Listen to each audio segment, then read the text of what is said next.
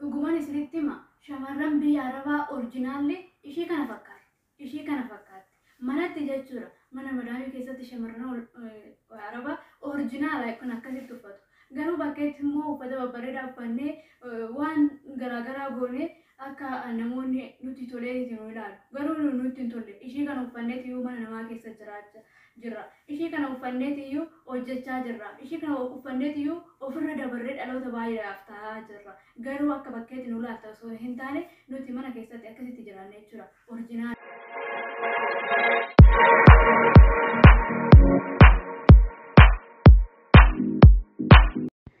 Tole nagaa caaluu nagaa waaqayyo gooftaa isiniif haa baay'eetu jaalatamuuf kabajamoo saba waaqayyoo akkam jirtu nagaa keessanii ani nagaa koodha galanni waaqayyoof haa ta'u gooftaa keenyaaf ulfinni guddaan haa ta'u egaa akkuma na argaa jirtanii guyyaarraa mucaa madaamii fakkaadheen dhufe galanni waaqayyoof haa ta'u sababbiin ani akkasitti dhufee fi sababa tokkotu jira jechuudha. Innis maalidha? Waa'ee hojiitii anshii ilaalchisee yaada bal'aa waan beekurraa isiniif kaasuufan kanaan dhufe jechuudha.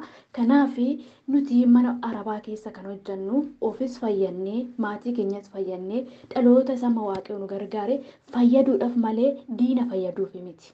Nuti diina fayyaduuf biyyaa hin baane.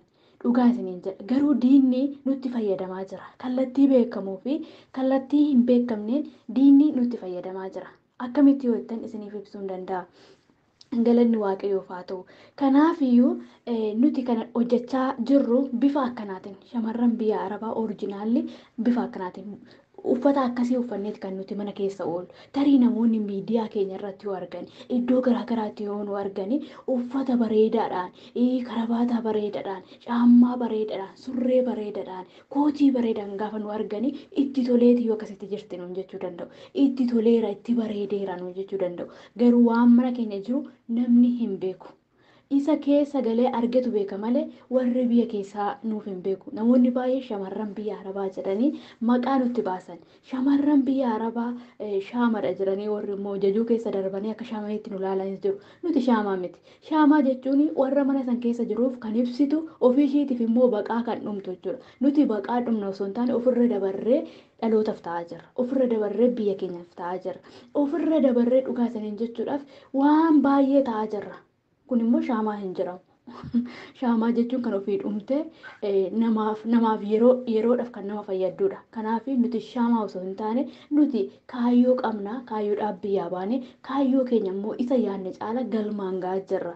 Dhugaa isiniin jechuudhaaf galanni waaqayyoof haa ta'u garuu akkamitti diinni nutti fayyadama yoo jenne kallattii garaagaraatiin diinii nutti fayyadama. Meek isa tokko isinitti maan waa'ee hojii tiyaanshii ilaalchisee tiyaanshiin dhaabbata akka addunyaa kanatti iddoo garaagaraatii kan qabudha jechuudha. Yaa ta'utii malee ijoollee keenya biyya arabaa keessa jiran kallattii garaagaraatiin goyoomsaniitiyyuu karaa hojii kanaa geessu. Hojiin kun hojii sobaati. Hojiin kun hojii hattuuti. Hojiin kun hojii hafuura 666 hojjetamaa jirudha. Dhaloota baay'eedhaan akkas jedhuun gaafa affeeran. Dafteetii hojjattee jijjiiramtee koshina arabaa keessaa baata yoo hojii kana hojjattee makiina siif shallimaatii siif kennu mana siif laatu birri miliyoona meeqa siif laatu jedhuun garuu kun namni tokkollee isa kana argatee hin beeku hanga yoonatti jechuudha. Ijoolleen keenya dhugumatti namni jijjiirama hin barbaada. Eenyumtu yoo ta'e dhala namaa ta'e jijjiirama kan jibbu hin jiru. Hundumti keenya jijjiirama barbaada. Kan biyyaa nu baaseef jijjiiramaa miti ofii kiyyaa hirkattummaa jalaa bahee maatii koo hirkattummaa jalaa baasuu qaba. Ofirra darbee dhaloota biraatiif ta'uu hin qabanneetiyyuu jijjiiramaaf biyyaa baane. Biyya keenya jaalannu dhiifnee maatii keenya jaalannu dhiifnee wanta baay'ee dhiifneetiyyuu jijjiiramaaf biyyaa baane. Arras immoo osoo jijjiirama arganne ni barbaanna. Hin jibbinu jechuudha.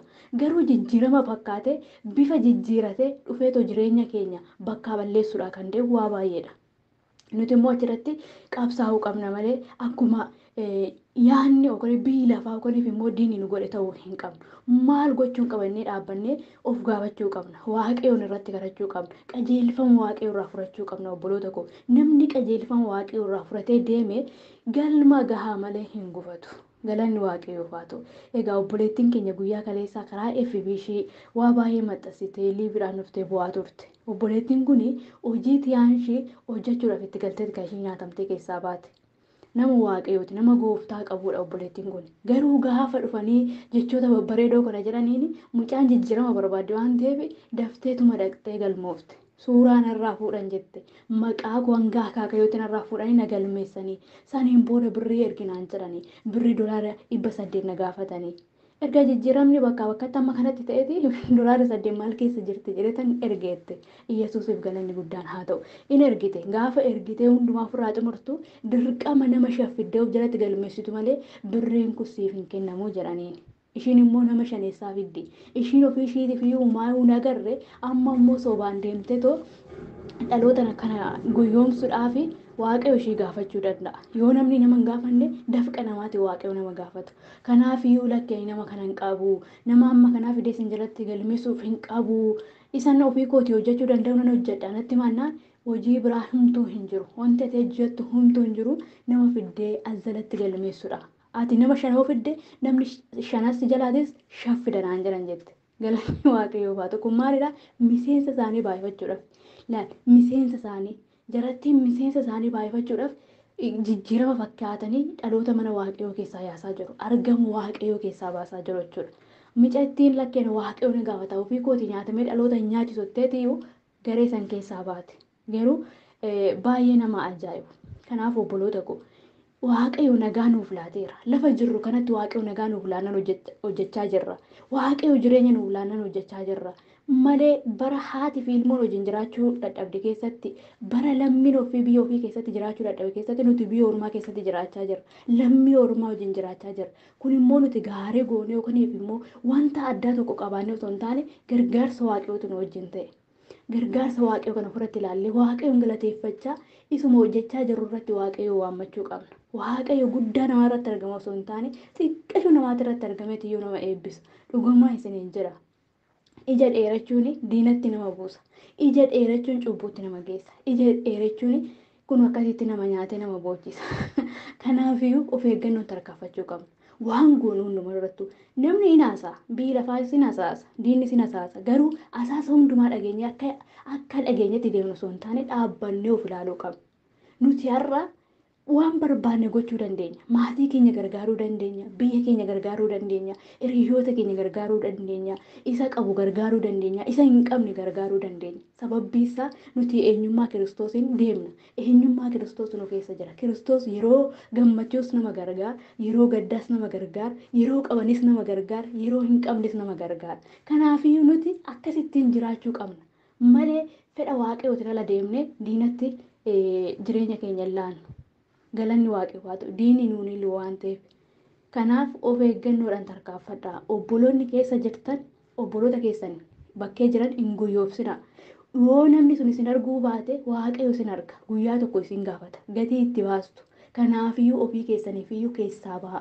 Isa nyaatamtanii miti inni nyaatamee deemu waan ta'eef yoo keessa jiraattan keessaa baha. Yoo keessa hin jiraanne immoo kanaan booda namni waa'ee hojii tiyaansii isinitti muu dhufe yoo jiraate nagaadhumaan hin barbaadu jiraane. Arraba biraan naqinaa jechoota biraa ittiin fuudhinaa hin barbaadu. Ani hojicha hin barbaadu hojii qaba jiraane. Nuti hojii qabna kan waaqayyo nuuf laate waan ta'eef hin hojjanna. Galanni waaqayyoof haa ta'u. Baay'eetu nagaa dhabee kana biyyaa ofii deebi'e. Baay'eetu nagaa dhabee hospitaala jira. Baay'eetu mana hidhaa keessa jira. Baay'eetu reeffisaa fe'amee kana biyyaatti deebi'aa jira. Aniifis hin garuu nagaa qabna. Kanarratti waaqayyoon galateeffannee hin hojjanne taanaan maala waa'ee baafna. Galanni waaqayyoof haa ta'u. Kanaaf obboloota koo diinan hin guyyooffimanaa jabaadhatoo dhaabbadhaa. Waaqayyo jira. Waaqayyo haala kam keessatti nu gargaara. Oduu diinaan dhagayina. Jecha namaan dhagayina. Ofitti amanamummaa qabaadhaa. Namni yoo ofitti amane kan Kiristoositti amanee toduu qabu. Amma ofitti namanneetti irraafamta. Kunis yoo dhufee waa tokko siin jedhe irraafamta. Sunis dhufee yoo sitti hasaasina irraafamta. Jechi namaa gurra keessatti seenina. Gaariis ta'e yaraas ta'e jecha namaatti deemtu osoo hin taane ofitti amanamummaa qabaadhaa. Namni mee gorsi sagalee waaqayyoo akkas jira. Namni gorsa jibbuu qalbii hin qabu jedha. Gorsa jibbaa isiniin jechaa jiru. Gorsi bakka nama fayyaduttis qaba, bakka nama miidhuttis qaba. Isa na fayyada jettan irraa fudhaa. Isa na fayyadu jettan immoo achumatti hambisa.